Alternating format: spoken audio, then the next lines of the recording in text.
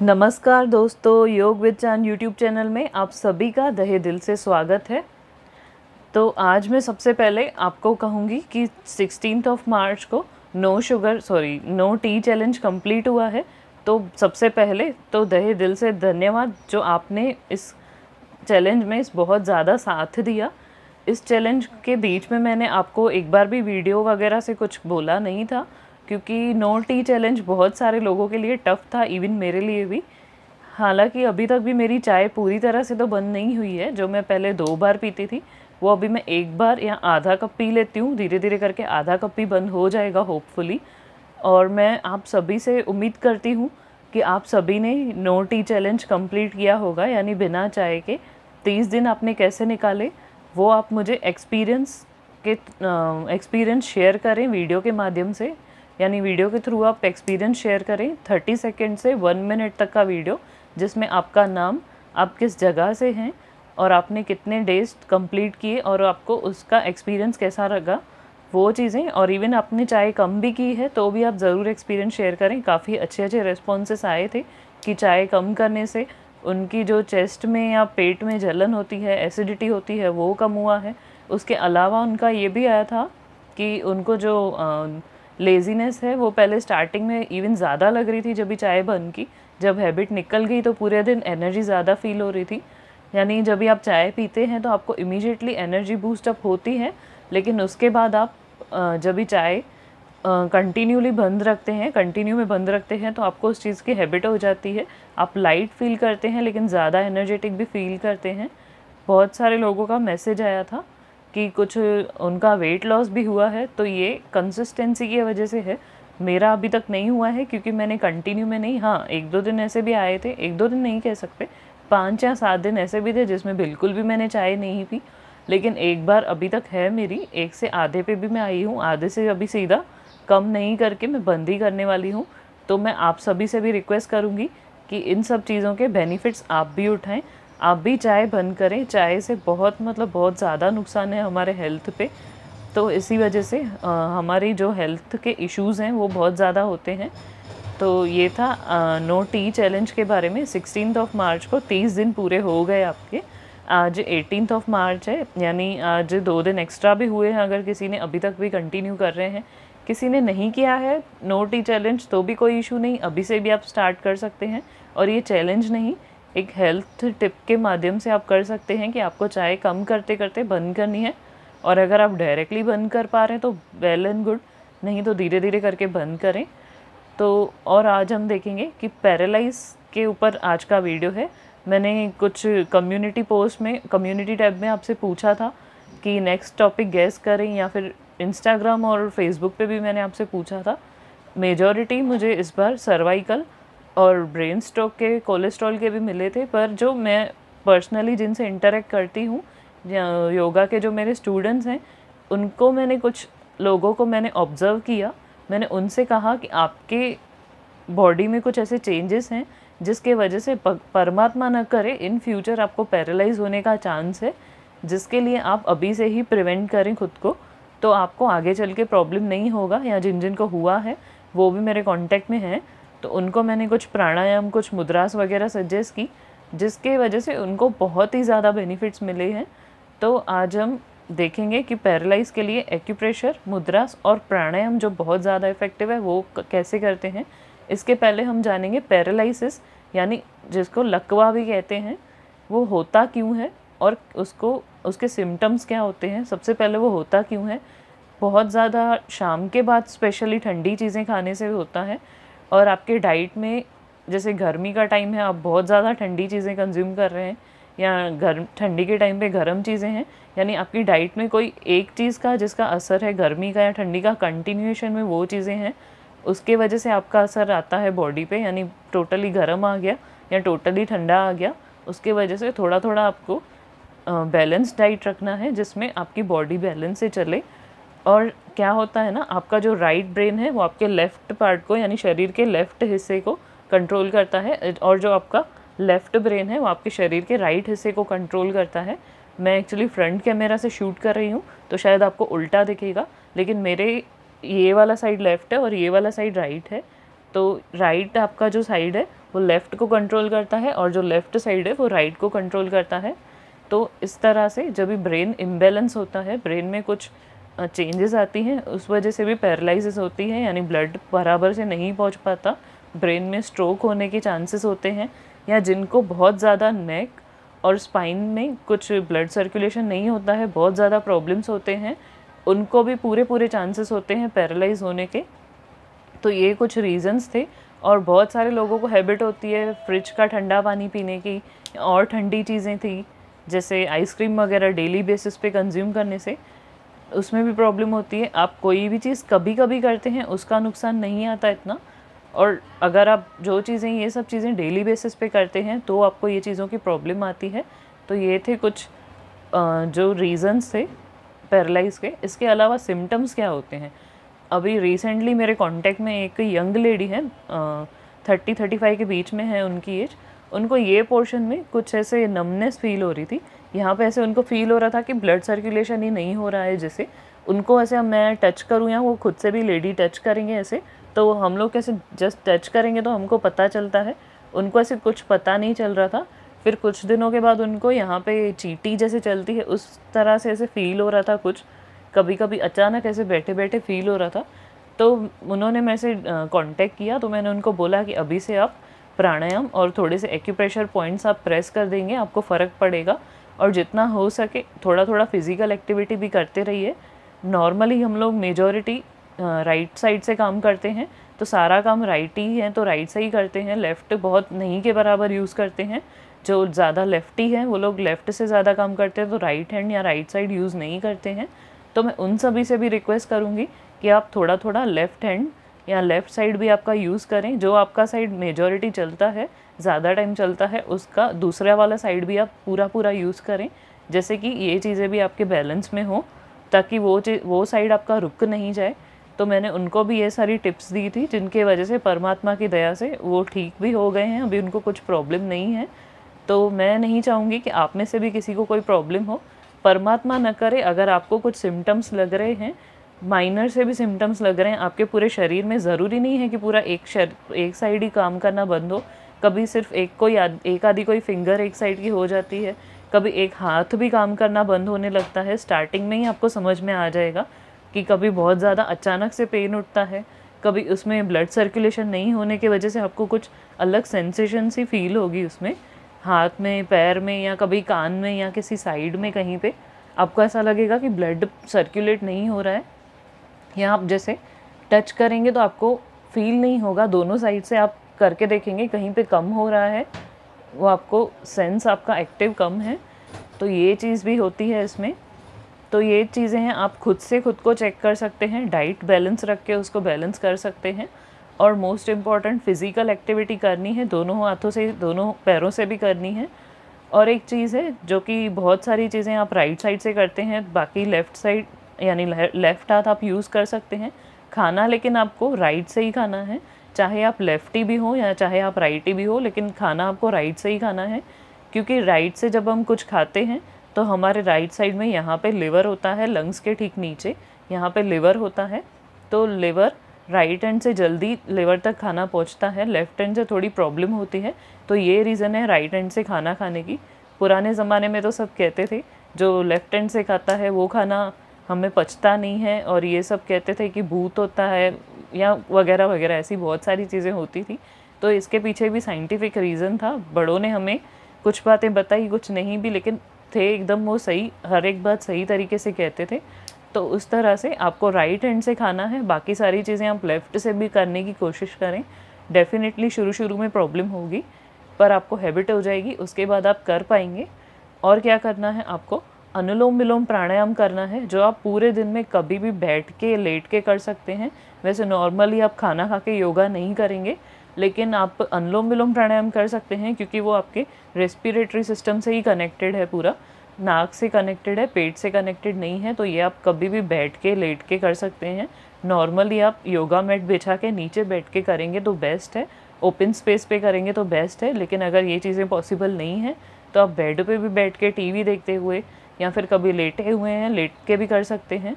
और आपको क्या करना है, अगर 1% भी डाउट है ना आपको कि पैरालाइज़ होने वाला है, ठीक है, नहीं भी है डाउट, एज ए प्रिवेंशन भी आप कर सकते हैं। क्या करना है, डेली 10 मिनट्स 10 मिनट अनुलोम विलोम प्राणायाम करना है। और अनुलोम विलोम प्राणायाम से मैं पर्सनल एक्सपीरियंस शेयर कर रही हूँ, मेरी खांसी भी ठीक हो गई, जो बहुत टाइम से लगभग 1 महीने से ठीक नहीं हो रही थी। कुछ टाइम पहले की बात है, सिर्फ अनुलोम विलोम प्राणायाम से मेरी पूरी की पूरी खांसी ठीक हो गई। जो ये पोर्शन था कफ पूरा निकल गया, पूरा क्लीन हो गया। डॉक्टर ने कहा था हो सकता है अस्थमा की स्टार्टिंग हो, तो उसके बाद अस्थमा तो परमात्मा की दया से नहीं हुआ, खांसी भी ठीक हो गई। इसके बाद सर्दी जल्दी जल्दी रिपीट हो रही थी, साइनस की प्रॉब्लम थी, वो भी ठीक हो गई है। तो मैं आप सभी से भी रिक्वेस्ट करूँगी कि जिन जिन को ऐसी भी कोई प्रॉब्लम्स हैं या कोई नहीं भी है प्रॉब्लम, तो भी 10 मिनट निकालना कोई बड़ी बात नहीं है। डेली आप 10 मिनट अनुलोम विलोम प्राणायाम करेंगे। तो वो प्राणायाम करते कैसे हैं, अगर आप भी स्पेक्स पहनते हैं तो स्पेक्स निकाल देंगे इस प्रकार से। और क्या करना है, आपके राइट हैंड को आगे लेना है, फर्स्ट और सेकंड फिंगर फोल्ड करके, ऐसे प्राणायाम मुद्रा भी कहते हैं, प्रणाम मुद्रा कहते हैं, ये मुद्रा करके आप हाथ को ऐसे लेके आएंगे। राइट नॉस्ट्रिल बंद करेंगे, मेरा यही राइट साइड है, राइट नॉस्ट्रिल बंद करेंगे, सीधे बैठेंगे, लेफ्ट से सांस लेंगे, राइट से छोड़ेंगे, राइट से लेंगे, लेफ्ट से सांस छोड़ेंगे, फिर लेफ्ट से लेंगे, राइट से छोड़ेंगे, राइट से लेंगे, लेफ्ट से छोड़ेंगे। तो ये था अनुलोम विलोम प्राणायाम। लेफ़्ट से शुरू किया, लेफ़्ट पे ही ख़त्म किया, मेरा ये लेफ़्ट साइड है तो लेफ़्ट से शुरू किया, लेफ़्ट पे ही ख़त्म किया, ऐसे एक सेट होता है। ऐसे 10 मिनट तक आप कंटिन्यू करेंगे और जितनी गहरी सांस ले और छोड़ पाएंगे कोशिश करें छोड़ने में, ज़्यादा गहरी सांस छोड़ें। और आपको क्या करना है, फेस पे कोई एक्सप्रेशंस नहीं लाने हैं, सांस लेने छोड़ने की भी आवाज़ नहीं करनी है, स्माइल रखते हुए बिना शोल्डर्स के, बिना फेस के मूवमेंट के करना है जैसे मैंने किया। और आपको यहाँ पे आपकी जो नाक की हड्डी होती है, यहाँ पे छोटा सा गैप होता है, यहाँ पे ऊपर टच करना है, देखिए यहाँ पे। और आप यहाँ पे टच करेंगे तो डेफिनेटली आपका नोज़ भी मूव होगा ऐसे करके, तो आपको ऐसे नहीं करके यहाँ पे टच करना है। तो ये था अनुलोम विलोम प्राणायाम, जो कि सभी कर सकते हैं, एज अ प्रिवेंशन भी कर सकते हैं, ड्यूरिंग पैरालाइज भी कर सकते हैं, पैरालाइज रिकवर होने में भी टाइम भी लग रहा है वो भी कर सकते हैं, तो रिकवरी भी थोड़ी ईजी होगी। और आपको इससे क्या होता है, आपके शरीर में, आपके लंग्स में बहुत अच्छा ऑक्सीजन पहुंचता है और वो ऑक्सीजन पूरा आपकी बॉडी में एब्जॉर्ब होता है, जिससे आपके फेस पे भी ग्लो आता है, ब्लड सर्कुलेशन भी अच्छा होता है, ये सारी चीज़ें आपकी होती हैं। और ये था अनुलोम विलोम प्राणायाम, जो आपको डेली 10 मिनट मिनिमम करना है, ज़्यादा करेंगे तो और अच्छा, मिनिमम 10 मिनट करना है, तो ही आपको इसके रिजल्ट्स देखने मिलेंगे। और इसके अलावा आपको क्या करना है, एक्यूप्रेशर पॉइंट्स, जो कि क्योंकि आज का वीडियो बड़ा है तो मैंने पहले ही मार्क करके रखी थी, मार्क करने में भी जैसे आपका टाइम नहीं जाए, पहले मैं आपको एक्यूप्रेशर पॉइंट्स वो बताऊंगी जो आपको पैरालाइज है या नहीं है या होने वाला है, तो भी परमात्मा न करे कि होने वाला है फिर भी आपको वो पॉइंट्स करनी है। इसके अलावा जिनके बॉडी पार्ट्स में अभी तक भी कुछ होने के बाद ब्लड सर्कुलेशन नहीं है, उनके लिए पॉइंट है। और किसी के फेस में कुछ प्रॉब्लम है या बोलने में अभी भी उनको तकलीफ़ होती है, उनके लिए भी पॉइंट्स है। तो आइए देखते हैं कहाँ पे है। आपकी जो इंडेक्स फिंगर है और आपकी जो मिडिल फिंगर है, आप दोनों को ऐसे करेंगे, सीधा कर देंगे इस प्रकार से। तो ये तीनों पॉइंट्स आपको जैसे दिख रही हैं, आपकी जो मिडिल फिंगर का ऊपर वाला जॉइंट है उसके बिल्कुल सेंटर में यहाँ पे एक पॉइंट है, ये वाली पॉइंट।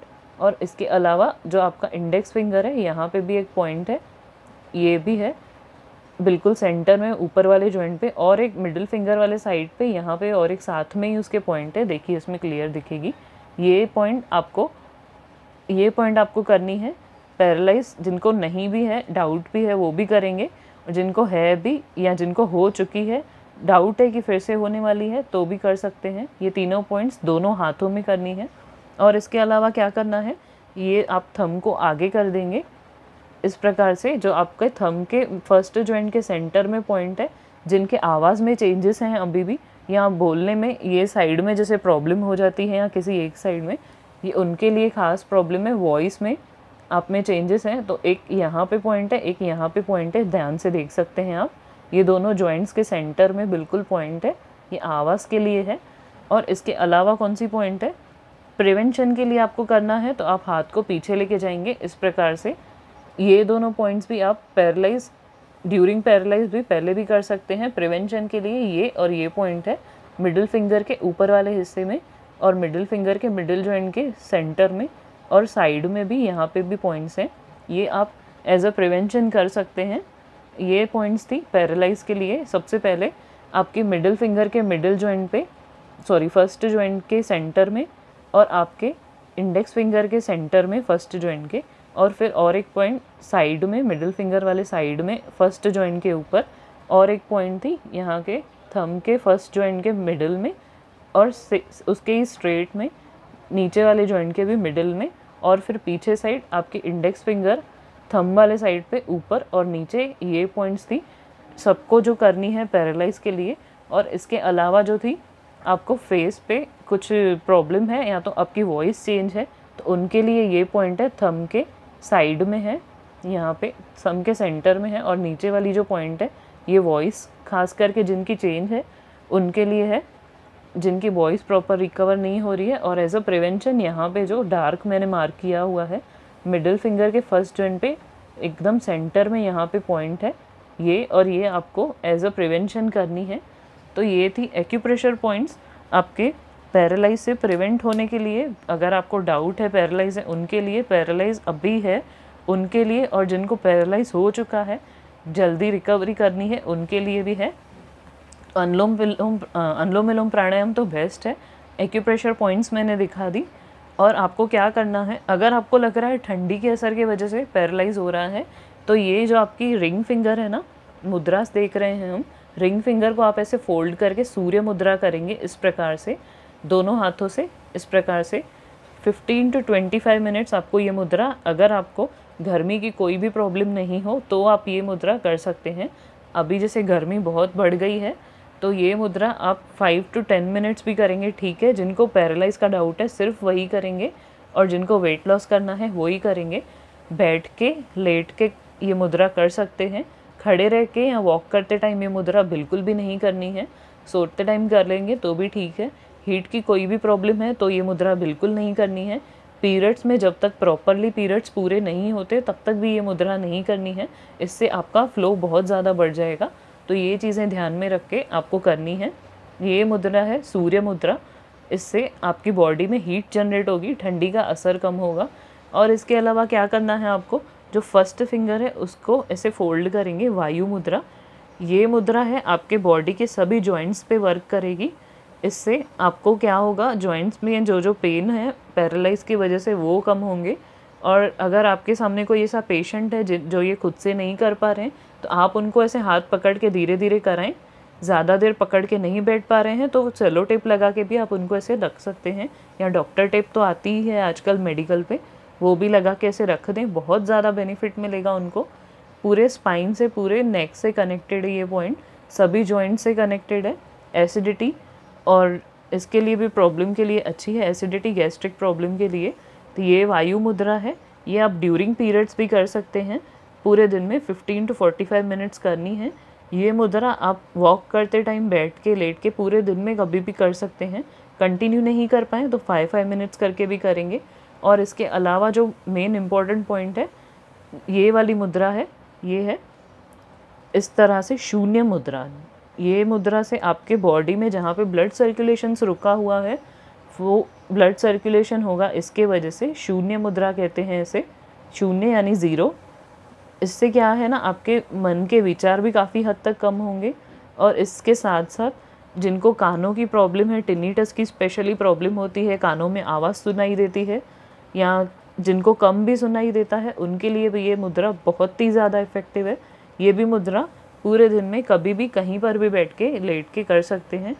तो ये थी पहले वायु मुद्रा, फिर सूर्य मुद्रा, और ये थी शून्य मुद्रा। तो ये तीनों मुद्रास बहुत ही ज़्यादा इफ़ेक्टिव हैं पैरालाइज में। एक बार फिर से हम लोग मुद्रास देखेंगे। एक थी सूर्य मुद्रा, एक थी शून्य मुद्रा, और एक थी सूर्य मुद्रा। शून्य और सूर्य, सूर्य यानी सन, शून्य यानी ज़ीरो। तो ये है सूर्य मुद्रा। ये मुद्रा आपको करनी है। ये है वायु मुद्रा 15 to 45 मिनट्स, शून्य मुद्रा भी 15 to 45 मिनट्स, सूर्य मुद्रा 10 to 25 मिनट्स बहुत हो गई गर्मियों में। जिनको गर्मी की प्रॉब्लम है वो नहीं करेंगे, बाकी सभी कर सकते हैं, बैठ के या लेट के ही करनी है। बाकी मुद्रास आप खड़े रह के वॉक करते टाइम करेंगे, लेकिन ये सिर्फ बैठ के और लेट के ही करेंगे। तो ये थी कुछ एक्यूप्रेशर पॉइंट्स, मुद्रास, और एक प्राणायाम था, अनुलोम विलोम प्राणायाम। जो और ज़्यादा डिटेल में भी आपको चाहिए तो आपको मेरे चैनल पे करेक्ट वे ऑफ डूइंग प्राणायाम में मिल जाएगा, यानी सही तरीका प्राणायाम करने का है, उसमें मिल जाएगा। और इसके अलावा आपको क्या है, अगर जिनको पैरालाइज की प्रॉब्लम है या आपको होने वाली, आपको डाउट है मन में, भगवान नहीं करे किसी के साथ भी ऐसा हो, तो ये केसेस आजकल यंगस्टर्स में भी बहुत कॉमनली दिखने मिल रहे हैं। कोशिश करके आप फिज़िकल एक्टिविटी ज़रूर करते रहें। जैसे आपका वर्क फ्रॉम होम है, बैठने का काम है, डेफिनेटली स्पाइन पे असर आ रहा है, आपके बैक में पेन हो रहा है, आपके नेक में पेन होता है, तो ये नेक का ही असर होता है, जिसके वजह से आप जैसे राइटी हैं या लेफ्टी हैं तो एक हाथ से कंटिन्यू काम कर रहे हैं, दूसरा हाथ आपका रुका हुआ है तो दूसरे हाथ से आप एक्सरसाइज कर सकते हैं। ऐसे लैपटॉप पे कर रहे हैं काम, दूसरे हाथ से एक्सरसाइज करेंगे, या दूसरे हाथ से काम करेंगे तो एक हाथ से एक्सरसाइज करेंगे, कुछ ना कुछ करते रहेंगे ऐसे, जैसे दोनों का बैलेंस्ड हो, ब्लड सर्कुलेशन मेन अच्छा हो आपकी बॉडी में, कहीं पे भी ब्लॉकेजेस ना हो। ये चीज़ों का आपको बहुत बहुत ध्यान रखना है। कुछ ही समय में मैं आपके लिए कोलेस्ट्रॉल की, सर्वाइकल की और ये भी वीडियो ब्रेन स्ट्रोक की भी बना दूंगी। और आपको कौन सी वीडियो चाहिए आप कमेंट बॉक्स में मेंशन करें। अगर आप में से परमात्मा न करे किसी को भी थोड़ा सा भी डाउट है कि आपको पैरालाइज होने वाला है या किसी आपके फैमिली मेम्बर को होने वाला है, तो आप ज़रूर मेरे से कांटेक्ट करें। कमेंट बॉक्स में भी पूछ सकते हैं। योग विद चांद यूट्यूब पे भी आईडी है, योगिनी चांदनी करके, फेसबुक पे आईडी है, आप वहाँ पे भी आपके डाउट्स क्लियर कर सकते हैं। तो योग विद चांद की तरफ से बहुत बहुत धन्यवाद। आप सभी ने मुझे जन्मदिन की बहुत अच्छी अच्छी शुभकामनाएं दी, उन सभी को भी तहे दिल से धन्यवाद। Thank you so much. नमस्कार।